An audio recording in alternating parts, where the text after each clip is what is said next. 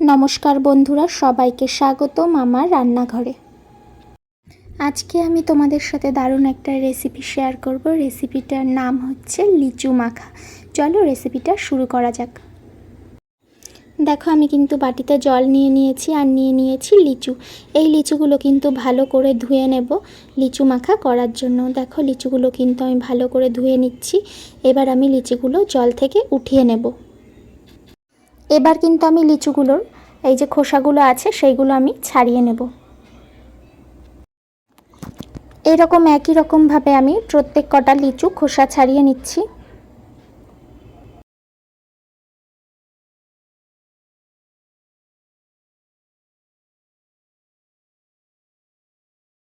দেখো, আমি কিন্তু প্রত্যেক কটা লিচু খোসা ছাড়িয়ে নিয়েছি। এবার আমি একে একে সব লিচুগুলো বাটির মধ্যে দিয়ে দিয়েছি।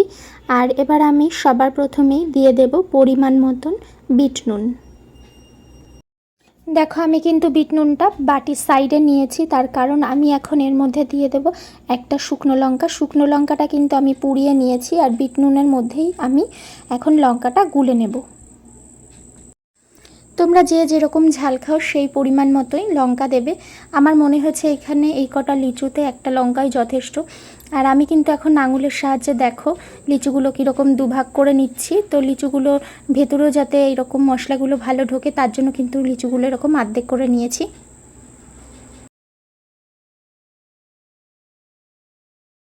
দেখো, আমি কিন্তু এখানে প্রত্যেক কটা লিচু এরকম হাত দিয়ে ভেঙে নিচ্ছি। প্রত্যেক কটা লিচু কিন্তু এরকম সুন্দর করে ভেঙে নিতে হবে, তাহলে কিন্তু খেতে দারুণ লাগবে। দেখো, এবার আমি এর মধ্যে দিয়ে দিচ্ছি পরিমাণ মতন কাসুন্দি। কাসুন্দিটা দিয়েও কিন্তু আমি এরকম চামচ দিয়ে ভালো করে নেড়েচেড়ে নিয়েছি। এবার আমি এর মধ্যে দিয়ে দিচ্ছি সামান্য পরিমাণে চিনি। চিনিটা দিলে স্বাদটার খুব ভালো ব্যালেন্স হয়, তার জন্য চিনিটা দিয়েছি। আর যে কোনো মাখাতে চিনিটা দিলে কিন্তু দারুণ লাগে।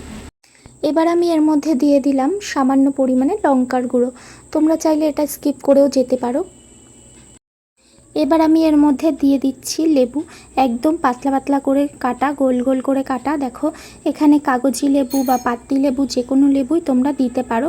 লেবুটা দিলে কিন্তু এর ফ্লেভারটা খুব সুন্দর আসে, তার জন্যই লেবুটা দেওয়া। লেবু দিয়ে কিন্তু লিচুর সঙ্গে ভালো করে মিশিয়ে মেখে নিতে হবে। এই লিচু আর লেবুর ফ্লেভার মিশে গিয়ে খেতে যে কি দারুণ হবে, তোমরা কিন্তু বাড়িতে অবশ্যই একবার ট্রাই করবে। আর আজকের রেসিপিটা কেমন লাগলো অবশ্যই কিন্তু আমাকে কমেন্ট করে জানাবে। আর আমার ভিডিও যদি তোমাদের ভালো লাগে অবশ্যই চ্যানেলটাকে সাবস্ক্রাইব করো। তাহলে দেখে নিলে তো লিচু মাখা কিভাবে করতে হয়, অবশ্যই কিন্তু তোমরা বাড়িতে একবার হলেও ট্রাই করো। একদম খুব অল্প উপকরণ দিয়ে দারুণ একটা মাখার রেসিপি। তোমরা যদি এরকম নিত্য নতুন আরও মাখার রেসিপি দেখতে চাও অবশ্যই কিন্তু আমাকে কমেন্ট করে জানাবে।